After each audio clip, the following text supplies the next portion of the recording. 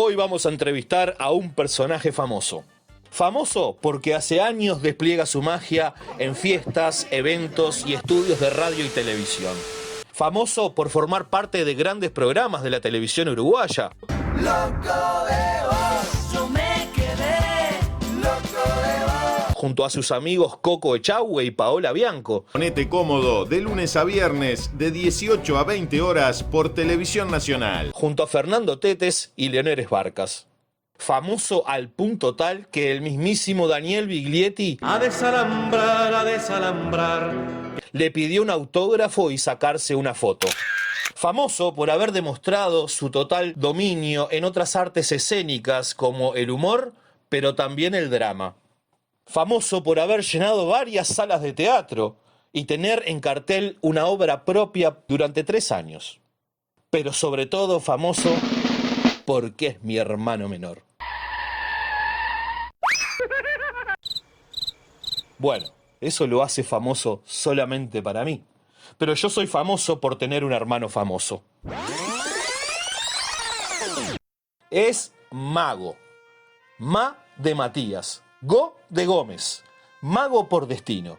Con ustedes, Matías Gómez.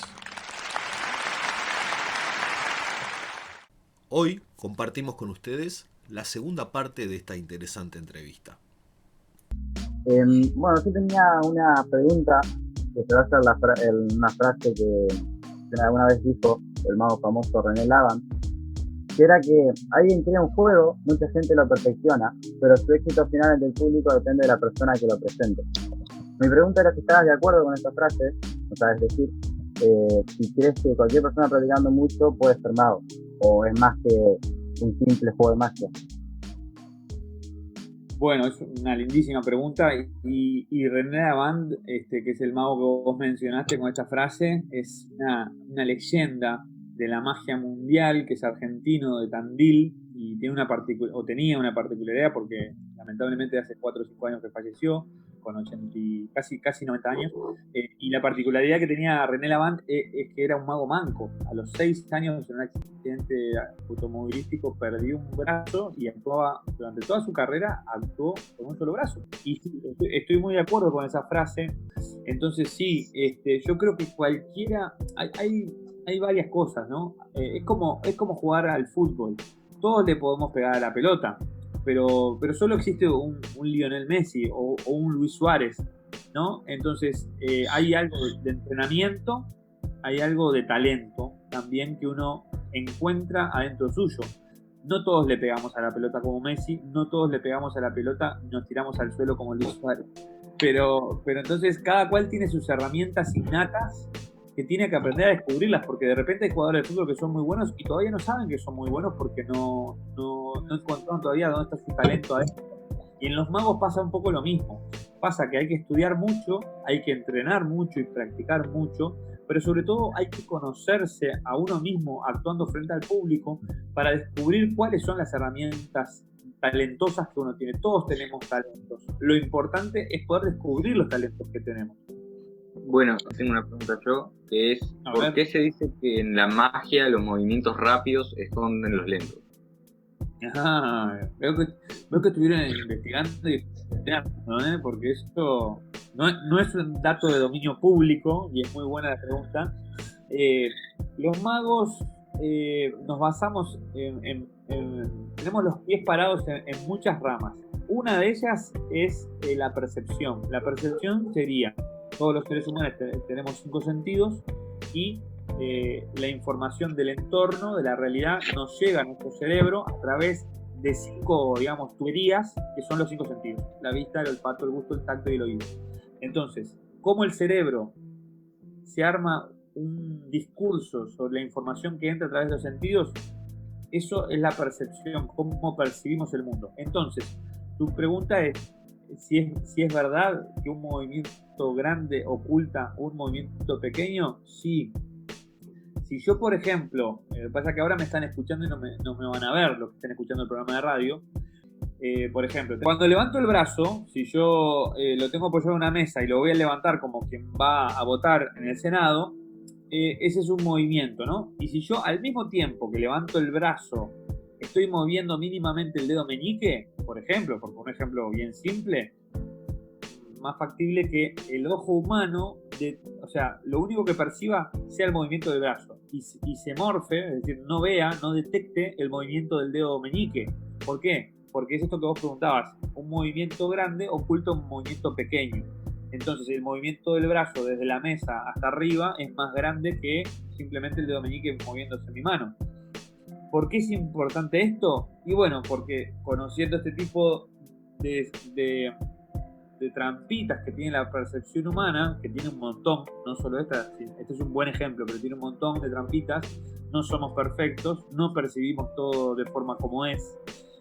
Ahí es donde los magos tenemos leña para hacer nuestra fogata de la ilusión, que es lo que generamos en definitiva. Lo que los magos hacemos es una ilusión. Nosotros, de la realidad cómo funciona, ocultamos determinados datos y sobreexponemos determinados otros datos. El discurso que el cerebro interprete sea el de que hay algo imposible. Es decir, por ejemplo, que un pañuelo rojo se convierte en un pañuelo verde. Yo creo que prácticamente además estás hablando de neurociencia casi, ¿no? De cómo el cerebro y la percepción actúan, saber cómo actúan para saber cómo poder hacer que vea una cosa u otra. Muy bien. Entonces, Matías, ¿aplicas algunas ciencias en tus juegos de magia? Bueno, es una excelente pregunta, porque en verdad, mira, sucede que los magos, la magia es un arte milenario, y yo creo que los magos a lo largo de los años hemos ido aplicando ciencia sin darnos cuenta que aplicamos ciencia, porque claramente no tenemos formación científica, tenemos formación artística, pero tanto como cosas de neurociencia, de la percepción que hemos aplicado, también usamos cosas de física, por ejemplo, ilusiones ópticas. Nos interesa mucho algunas ilusiones ópticas que dependen, bueno, justamente de ángulos de visión, de cómo funciona la luz y la oscuridad, etcétera, sin revelar demasiado, pero sí usamos cosas de óptica a nivel físico. Y después, por ejemplo, a nivel químico, hay algo muy particular, un ejemplo, que además tenemos un fabricante de este producto en Uruguay. Los magos y las magas usamos unos productos que se llaman productos flash. Para que tengan una idea, existe papel flash, algodón flash e hilo flash. La particularidad que tiene este tipo de productos es que generan ignición y combustión sin dejar ningún tipo de rastro o ceniza. Significa que si yo tengo una hoja, por ejemplo, A4 de papel flash y la prendo fuego, pega instantáneamente un fogonazo muy grande sin dejar ningún tipo de cenizas. Básicamente se desintegra y desaparece luego de hacer Es un buen dispositivo si quiero cobrar un seguro de incendio y sin dejar rastros, ¿no? Ni que hablar. O para firmar documentos y que desaparezcan, eso seguro. Entonces hay fórmulas que además se manejan a nivel secreto. Yo, por ejemplo, no la conozco, la fórmula del papel flash y del algodón y del hilo flash. Y son muy peligrosas porque se mezclan ácidos. Y bueno, acá en Uruguay tenemos un mago que, además de ser mago, es ingeniero químico, por lo tanto ha desarrollado una fórmula propia, es decir, como una especie de fórmula madre, y él ha desarrollado su propia versión y ha generado unos productos muy buenos que además se queman más rápido además que los originales, lo cual genera un efecto visual muy atractivo. Así que sí, los magos utilizamos la física, la química, a veces la matemática, nos apoyamos, diría yo, en diferentes ciencias, así que sí. Bueno, ahora la próxima pregunta es: ¿en qué afecta o ayuda el gran avance tecnológico a los magos? Bueno, bien, es una pregunta que justo en esta época de COVID-19, donde estamos todos conectados por camarita, viene muy, muy a tiro. Los magos, mira, te diría que tenemos un gran desafío. La tecnología nos plantea un gran desafío de doble filo. Uno de los filos es que nos aporta algunas, digamos, herramientas, instrumentos en las cuales nosotros nos podemos apoyar, como cualquier persona utiliza cada vez más la tecnología, los magos también utilizamos más la tecnología. Pero el segundo filo que tiene, que si se quiere es un poco negativo, es que nos desafía a ir más allá, porque estamos compitiendo contra la tecnología. Me explico mejor. Todos hoy en día tenemos un aparatito en el bolsillo que hace magia, se llama smartphone.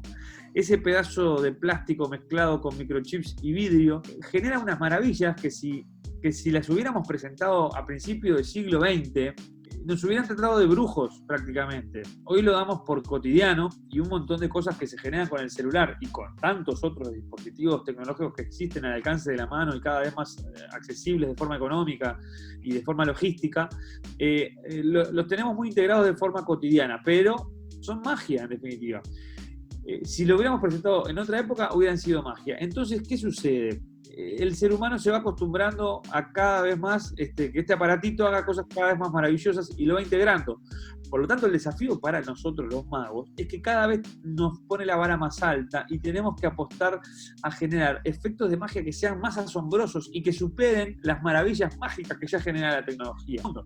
Bueno, ya que ya me diste pie para una pregunta que tenía más adelante, pero la trajiste. En esto de la tecnología y de poder acceder desde tu casa a conferencias, te pasó algo bastante curioso que marcó un poco la historia de la magia en el Uruguay. ¿Podés contarnos qué fue lo que te pasó hace poco? Sí, fue hace poquito más de un mes. Es un hito histórico para la magia uruguaya y te diría latinoamericana. Yo formo parte de la directiva del Club Uruguayo de Magia junto a Federico Poimiró y Diego Virrell, dos grandes amigos y magos, y organizamos las actividades. El Club Uruguayo de Magia, para que tengan una idea, aglomera unos 46 magos y aficionados a la magia, que nos juntamos una vez por mes. El primer lunes de cada mes nos juntamos y ponemos diferentes actividades, conferencias, talleres, debates, se charla sobre un tema, se estudia un libro, bueno, diferentes cosas. Dado que por la situación de cuarentena que todos atravesamos no nos podemos juntar en nuestra sede habitual, que es una sala muy bonita, bueno, dijimos, hagámoslo de forma online, como ya está de moda, a través de Zoom, ¿no? Y entonces el tema central de la actividad que tocaba en esa reunión era vida y obra de David Copperfield. A pedir de boca, tu ídolo. Exactamente, es mi ídolo y lo sigo, y no solo ídolo mío, probablemente ídolo del 99.9 de los magos, y el 0,1 que queda es él, que no debe ser su preferido. Porque es el mago que ha cambiado, que ha elevado un montón de escalones todo lo que se venía haciendo. Es un mago conocido mundialmente, súper respetado, todo lo que hace es de excelente a más excelente. Si hay un punto por encima de lo excelente, ese es David Copperfield. En definitiva, lo que se nos ocurrió junto a Federico y a Diego fue, ya que vamos a hablar de la vida y obra de David Copperfield, y si nos contactamos con la producción de David Copperfield, a ver, para que tenga una idea el que no lo conoce, David Copperfield es una mega estrella al nivel de Michael Jackson, de Madonna. Tiene 11 récord Guinness. Uno de ellos, por ejemplo, es haber vendido más entradas como artista solista, más entradas que Michael Jackson y que Frank Sinatra en toda su carrera. Obviamente no llegás a él de forma tan fácil. Y, bueno, por suerte teníamos el contacto del manager personal de él. Nos atendió muy bien la producción de David Copperfield y después de unas semanas de negociación nos llegó un mail de la secretaria personal que él tiene y que nos dice, David, en vez de mandarles un saludo grabado en video, prefiere conectarse con ustedes en la videollamada de Zoom que van a hacer. Imagínate la emoción que nosotros teníamos cuando recibimos ese mail. Entonces, esa noche fuimos 40 magos conectados y durante 1 hora y cuarto estuvimos hablando y repasando toda la biografía de David Copperfield y su trayectoria, que es muy vasta, que es muy amplia. Y a la 1 hora y cuarto, que ya veníamos hablando de él, de repente en una de las ventanitas del Zoom aparece una persona y dice, "Hi, I'm David Copperfield". Y bueno, se presenta ahí para la sorpresa de todos. Nos había insistido mucho en la producción que iban a ser 2 minutos, simplemente entraba, saludaba y se iba. Finalmente se quedó 12 minutos con nosotros charlando y él mismo nos decía, a ver, hágame preguntas, ¿qué quieren saber? Hágame preguntas. Se ve que el tipo se sintió cómodo, de forma muy cálida, muy humana, desde su casa en Las Vegas. Y bueno, imagínate la reacción de todos los magos. Teníamos magos veteranos que se les caían las lágrimas de la emoción. Fue una locura, realmente una locura. Y bueno, fue un hito histórico. Y además después acá en los medios uruguayos estuvieron muy atentos a la noticia y bueno, salimos en radio, en televisión, recibimos felicitaciones de sociedades mágicas de toda Latinoamérica y fue una maravilla, un hito histórico, la verdad, haber conversado 40 magos uruguayos con David Copperfield.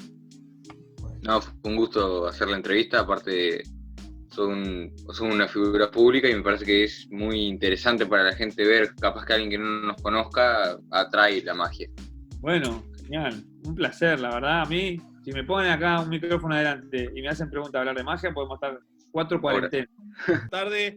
Gracias, Mati, por la entrevista y por